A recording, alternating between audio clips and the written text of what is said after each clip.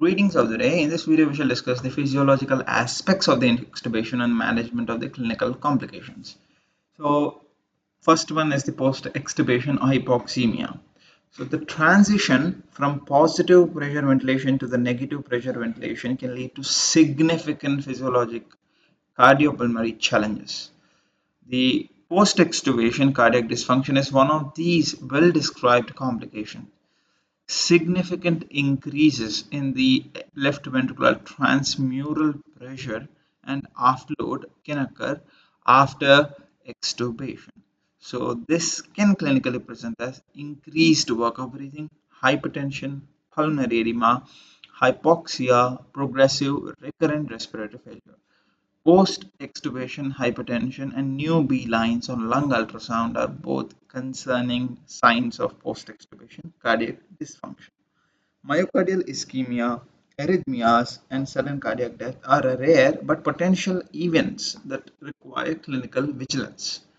Post-extubation hypoxia can also be the result of compromised pulmonary function and gas exchange. Significant de-recruitment, atelectasis, changes in work of breathing, increased airway resistance, and shunt can all contribute to new onset hypoxemia.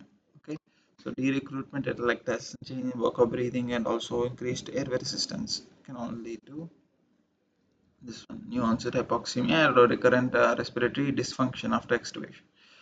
So Sommer and colleagues prospectively evaluated 86% in 86 ICU patients with lung ultrasound before extubation after a successful spontaneous breathing trial of the patients who developed a post-extubation respiratory stress. More than 30% there was a higher incidence of lung aeration indicated by development of new B lines or consolidation on the lung ultrasound during their spontaneous breathing trial. Lung ultrasound may be clinically useful tool in assessing patients during spontaneous breathing trial or after extubation with respiratory distress.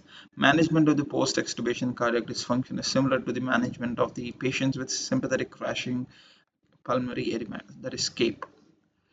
Intravenous nitroglycerin is an excellent agent to reduce cardiac preload and afterload.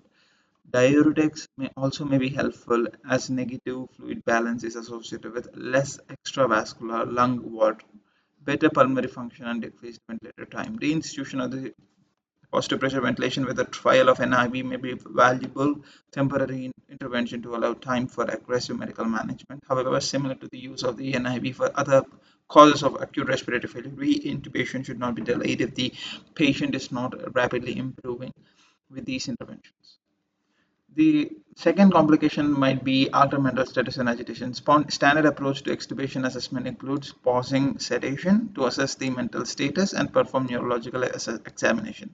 And don't forget to make the patient to lift his or her head above the bed, okay, to assess the cervical spine stability and mobility.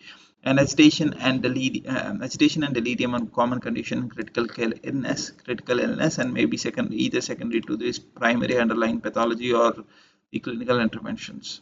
Okay, so either like or intubation or sedativations. Delirium is characterized as a fluctuating alteration in consciousness with impaired cognition. Okay, there is fluctuating alteration, and it can represent as hyperactive, hypoactive, or mixed. Delirium in ICU patients is associated with prolonged mechanical ventilation and extended.